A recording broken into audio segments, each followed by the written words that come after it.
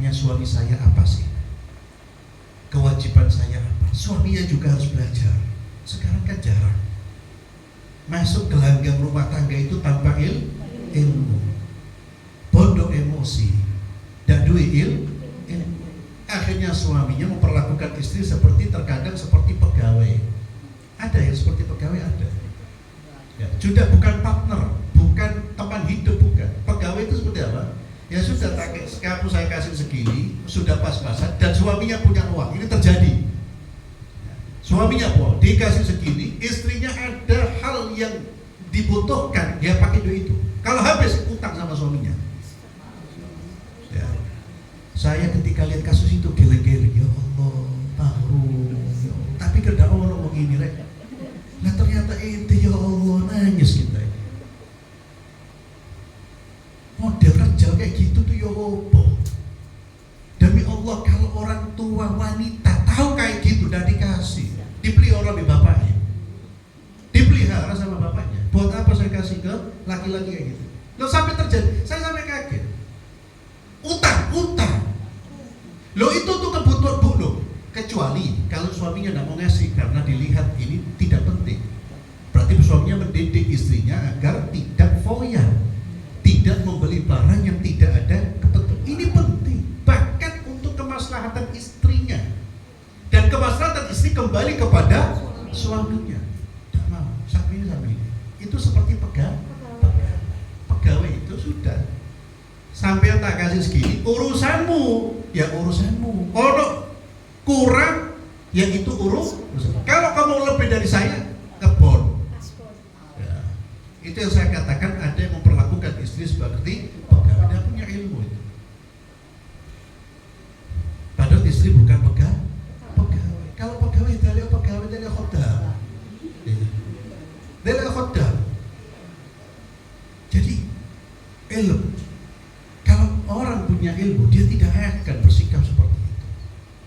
Nah, memang ada kewajiban beri nafkah sudah saya beri. Lo kalau dia butuhkan, jangankan istri, orang lain kalau ada kebutuhan, kita perlu membantu, apalagi istri.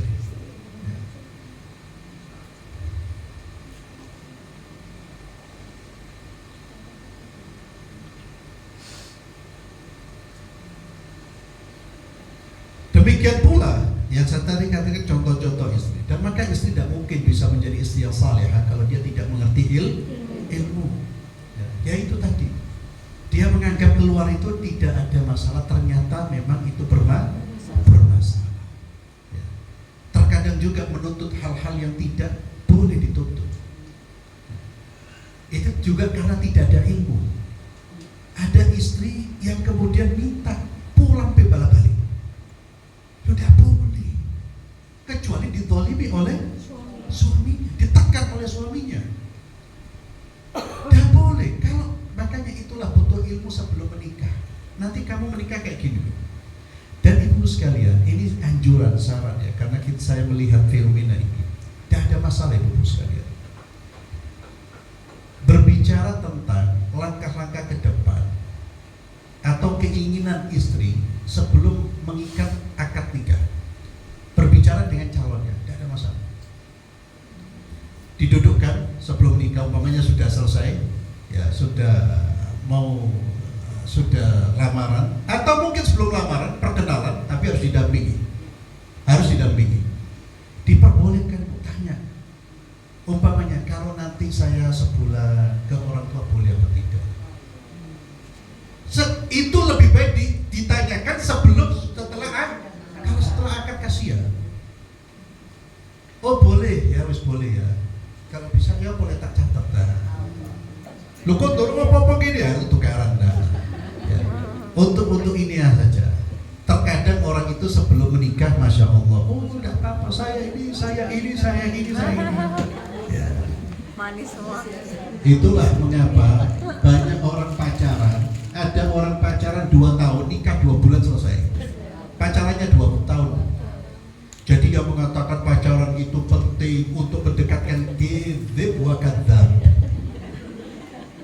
Kenapa? Satu, memang tidak syar'i, haram, dan pasti orang kalau dekat pasti melakukan perbuatan yang haram. Tidak ada orang pacaran berduaan kemudian ngaji bareng, tidak ada. jauhan ndak ono si Cinanggono dah. Setan ketiganya pasti berbuat tunggal. Ya. Dan yang kedua, orang pacaran itu palsu semuanya. Ya. Palsu. Makanya ya Allah, saya pernah ketemu dengan kawan. Ya. Suwe tidak kelihatan. Tapi dulu kita tahu dia pernah ada yang orang bilang pacaran dengan satu wanita. Terus sampai ketemu ter. Ya Bapak, alhamdulillah. Dia tanya, sudah alhamdulillah. Alhamdulillah. Sama si fulana. Iya. Tapi cuma seingat saya berapa bulan itu. Kaget. Lu ini kenal dia bertahunan. Setelah nikah hanya berapa bulan. Anda belum kenal dia, 4 tahun itu tidak kenal saya. Semuanya serba palsu. Ketok itu kalau sudah duduk bentino ke rumah tangga baru sudah masuk. Itu teriakan orang pacar, bahkan sampai ada orang tua, dah popo cek kenalan sih, lu orang tua miskin, sano gitu. Tapi boleh dihadapkan asal ada mahramnya. Tanya kau kira apa sih yang kau inginkan apa? Saya suka gini. Suami juga nyampaikan. Itu saya kira salah satu cara untuk meminimalisir terjadinya pertengkaran di setelah akad. Bahkan itu sudah diterapkan. Ada salah satu murid kita, teman kita, yang seperti itu. Dia nyampaikan ketika mau menikah itu, ketika mau menikah itu dia buat perjanjian. Dan sampai sekarang awet, alhamdulillah. Buat perjanjian ini bukan perjanjian kayak kerja, tidak. Sebetulnya bukan perjanjian. Jadi pertanyaan-pertanyaan yang diajukan, gitu, saya mau gini, gimana? Oh ya, tidak apa-apa. Nanti tidak apa-apa. Berarti orang tahu suami saya karakternya gini. Ya. Itu diantaranya bisa minimal. Tapi ketika ngobrol seperti itu jangan kaku-kaku. Ya. Jangan kaku-kaku itu seperti orang buat per-MOU dengan tenaga kerja. Hati-hati juga, bahasanya juga hati-hati. Ya. Kalau tak suruh ini harus mau apa enggak? Enggak mau, udah mau. Ya, udah mau. Ya, tentunya ada komunikasi yang baik. Maka ilmu itu penting, sekali.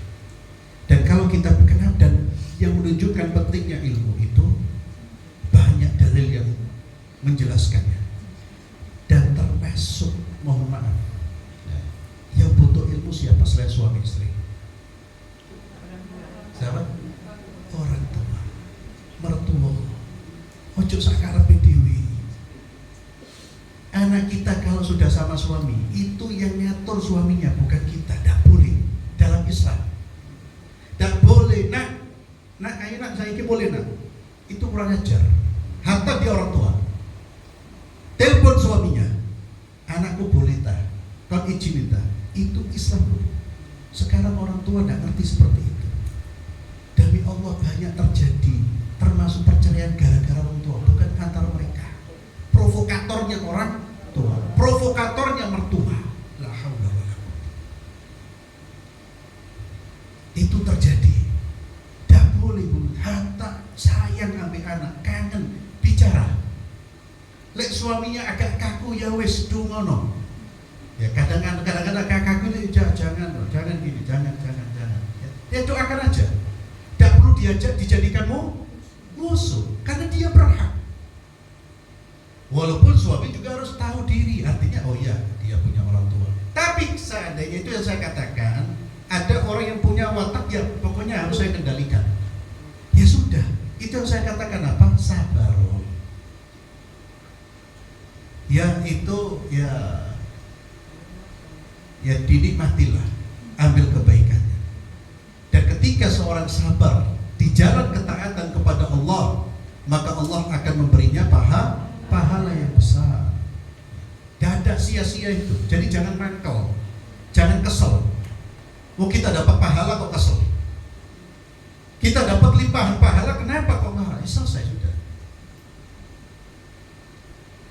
Ini jadi yang membutuhkan ilmu itu juga harus orang tuanya. Orang tua sudah tidak perlu terlibat apa-apa. Dan anak-anak ketika ada masalah tidak perlu melibatkan orang tua. Itulah mengapa dibutuhkan kedewasaan ketika sudah masuk kehidupan rumah tangga. Jadi jangan seperti anak SD kesenggol abi umi ojo. Diselesaikan. Baru ketika sudah tidak bisa, baru Islam mengizinkan untuk mengambil penengah. Tapi jangan semua urusan keluar ke orang lain. Itu kalau orang ngerti. Ya. Makanya ada orang-orang tua yang hebat. Ya. Ada orang-orang tua yang hebat. Ada orang tua yang menyampaikan ke saya, ketika dia melepas putrinya, dia mengatakan kepada suaminya, ini putriku dalam genggaman ente izinkan dan izinkan, anak dukung ente. Dia mau pulang, jangan kasih izin dia sering-sering pulang, saya tidak mau. Karena dia tahu anaknya agak manja. Ngomongnya sama suaminya senang. Iki mertosin loh. Ya, betul itu kejadian. Loh itu orang tua yang bukan berarti orang tuanya tidak sayang, mendidik anaknya, ya sudah kamu saya lepas. Ya ini. Ya. Tapi tetap orang tua mau ngontrol, ya tanya tidak ada masalah. Tapi bukan justru apa? Nah, kok boleh ya nak? Seminggu orang di 2 kali 3 kali ya nak. Ya nak ngototolek tapi bojomu nak. Loh, ya apa? Akhirnya anaknya diprovokasi, tukaran ambek suaminya gara-gara provokasi siapa? Orang tuanya. Kalau orang tuanya harus cerdas, lo bojone ini kayak gini ya wes. Ya. Saya mau perlu saya telepon. Lo kan saya orang tua, ada aturan ibu sekalian. Perempuan kalau sudah bersuami, suaminya pegang kendali. Kecuali dalam kondisi suaminya tidak memberi nafkah, suaminya bersikap kasar, suaminya berbuat zalim, boleh dia keluar tanpa izin untuk menyelamatkan dirinya. Itu kecuali. Tapi suaminya tidak bersikap kasar, menafkahi, hanya suaminya nggak mau istrinya keluar-keluar. Itu bukan alasan untuk syarat kabur. Kabur apa? Bujuk aku udah oleh betul. Lo di rumah kenapa kan? Dipukul tidak, ditendang tidak, dikatakan tidak. Cuma aku pengen keluar aja. Lo, ya jangan dirubah. Kecuali dipukul, ditendang, disakiti, dan tidak bisa dihentikan. Wanita boleh mengadu dan boleh menyelamatkan diri. Karena kezaliman tidak boleh dibiarkan. Ya. Itu wallahu a'lam bishawab. Sudah jam 11:10. Mudah-mudahan bermanfaat. Jadi kesimpulan ibu sekalian, ilmu itu penting, maka sering-seringlah suami dan istri ngaji. Ngaji itu maknanya 2, ngaji Quran dan ngaji ilmu. Ingatkan anak kita kalau mau menikah, ingatkan ini. Nah, sekarang kamu jarang ikut pengajian, nanti kalau sudah suami, kamu kan kepala rumah tangga. Kepala rumah tangga itu berat tanggungnya. Ngaji yo, nak. Ngaji yo, duduk di majelis taklim. Walaupun tidak setiap hari, tapi ada ilmu yang masuk. Coba sekarang nak sudah dirubah, nak jangan main game terus nak. Tapi jadi bapak kok main game terus nak. Bukan YouTube pengajian. Istrinya juga diarahkan ke situ. Wes tidak perlu banyak melihat status-statusnya orang. Belajar loh, carilah ilmu. Ilmu itu yang akan mendorong kita menjadi orang baik. Wallahu a'lam bishawab. Ada pertanyaan? Nah, ibu sekalian, ini sebagai penutup saja. Ya, kalau tidak ada, yang pertama untuk membangun keluarga samaran dengan ilmu agama ini, yang pertama belajar bersama. Ya. Jadi yang belajar itu bukan hanya satu orang, semuanya belajar. Yang kedua ibadah bersama. Itu subhanallah punya pengaruh. Jangan sholat wajib. Kalau sholat wajib laki-laki di rumah, di wajib, di masjid. Ada amalan yang luar biasa, yaitu amalan apa? Amalan sholat malam bersama. Apa luar biasanya? Doa dari Nabi, Allah memberikan rahmat. Siapa yang mendoakan? Nabi kita Muhammad SAW. Nabi SAW bersabda, rahimallah imra'an. Semoga Allah merahmati seorang laki-laki yang bangun, kemudian dia bangunkan istrinya. Semoga Allah merahmati. Siapa yang mengucapkan itu? Baginda Muhammad SAW. Kita ingin dapat rahmat, ajak ayo bareng, walaupun hanya 2 rakaat. Jadi belajar bersama, ibadah bersama. Kemudian yang ketiga, komunikasi dengan akhlak, bukan dengan emosi, dengan akhlak. Perhatikan, maka pelajari akhlak Islam, pelajari tentang kesabaran, pelajari tentang tawadhu, pelajari bagaimana cara berbicaranya Nabi. Itu pelajari. Kemudian yang terakhir, jadikan rumah sebagai sekolah bagi anak-anak kita.